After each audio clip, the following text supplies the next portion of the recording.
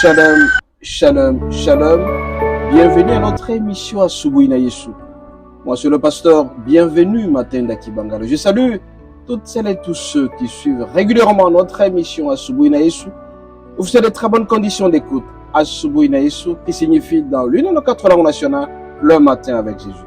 Bien-aimés, ce matin, notre thème s'intitule 2 points. Certaines pratiques sexuelles sont interdites dans le couple marié. Certaines pratiques sexuelles sont interdites dans le couple marié. Bien-aimés, ce matin, je suis en train de m'adresser particulièrement aux mariés.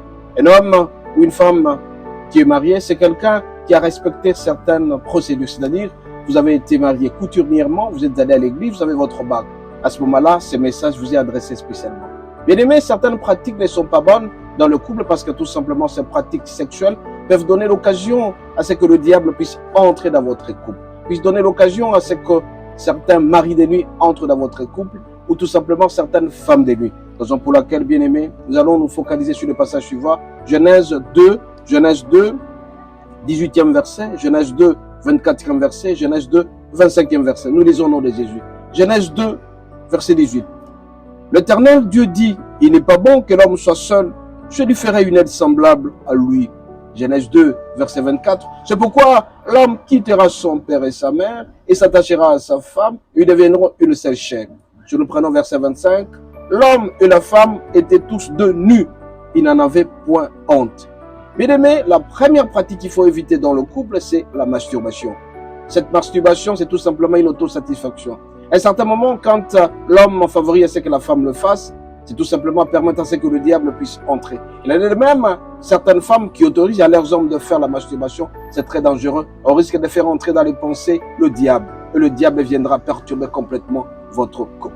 Deuxième pratique, bien aimée, c'est la pornographie. Beaucoup de gens, beaucoup de couples, avant de démarrer les relations intimes, utilisent la pornographie. C'est très dangereux. Et donc, l'homme, quand il regarde la pornographie, il n'est plus avec sa femme, il devient avec une troisième personne. Et pourtant, la Bible déclare, c'est pourquoi l'homme quittera son père et sa mère et s'attachera à sa femme. 2 personnes, on n'a pas parlé de l'addition de quelque chose autre que les 2 personnes. Et il est dit dans verset 25, l'homme et sa femme étaient tous deux nus. On n'a pas dit qu'il faut inviter la pornographie, on n'a pas dit qu'il faut mettre le téléphone à côté. On demande tout simplement que les 2 soient ensemble. Bien aimé, si vous invitez la pornographie dans votre foyer, vous allez faire en sorte que le diable puisse entrer. À un certain moment, l'homme ne va plus représenter la femme qui est en face de lui, ou tout simplement, la femme ne va plus représenter l'homme qui est en face de lui, parce que les yeux seront ouverts. On aura l'occasion au diable. Vous n'êtes pas en contact avec votre épouse, mais vous passez par une autre personne, une autre femme par exemple, pour vous stimuler dans vos relations intimes. C'est très dangereux. Et le diable vient entrer dans votre couple, et vous allez voir à un certain moment, vous n'êtes jamais stimulé si jamais vous n'êtes pas en face de la pornographie. Et c'est très dangereux. Bien aimé, il est dit ici, tous deux étaient nus. Nous allons à la troisième pratique, la pratique de partouze. Quand l'homme a 2 ou 3 femmes, il a été dit ici, 2 personnes tout simplement. L'homme et la femme étaient tous des nus. On dit 2 personnes de sexe opposé. On ne dit pas 2 personnes de même sexe. On ne dit pas 2 personnes, un homme ou une femme avec une femme. On dit tout simplement un homme et une femme. Et donc, bien aimé, dans les relations intimes, vous ne pouvez être qu'à 2. Vous et votre épouse. Vous et votre épouse ou votre épouse et vous. Parce que tout simplement, vous étiez mariés religieusement. Raison pour laquelle, bien aimé, ces pratiques sont interdites. D'abord, 1, la masturbation. 2, la pornographie. 3, quand vous multipliez des relations sexuelles en dehors de votre famille.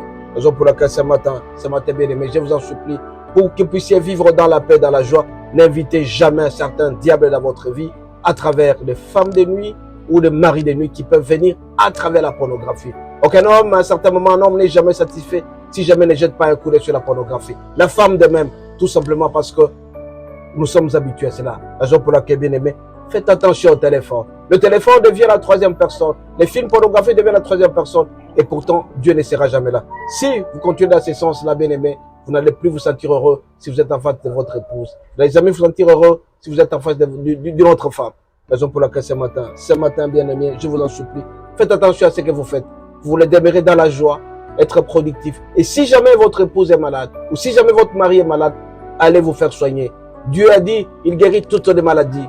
Si l'homme ne sait pas démarrer sans pour autant avoir ces images-là, il faut l'amener auprès de la prière, auprès de médecin, on trouvera solution. Si votre femme est frigide, amenez-la auprès de médecin. La solution sera trouvée et vous allez voir, le Seigneur sera avec vous. Bien-aimés, ce matin, je vous en supplie, soyez heureux dans votre plaisir parce que tout simplement, le Seigneur est avec vous. N'invitez jamais le diable pour faire en sorte que la troisième personne soit là. L'homme s'attachera à sa femme et sa femme s'attachera à son homme et les deux deviendront une seule chair.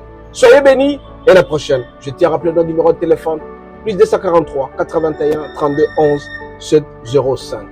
Soyez bénis et à la prochaine. Si jamais vous avez aimé cette vidéo, si jamais vous avez aimé cet audio, likez, aimez, abonnez, transférez aux autres. À la prochaine. Que Dieu vous bénisse.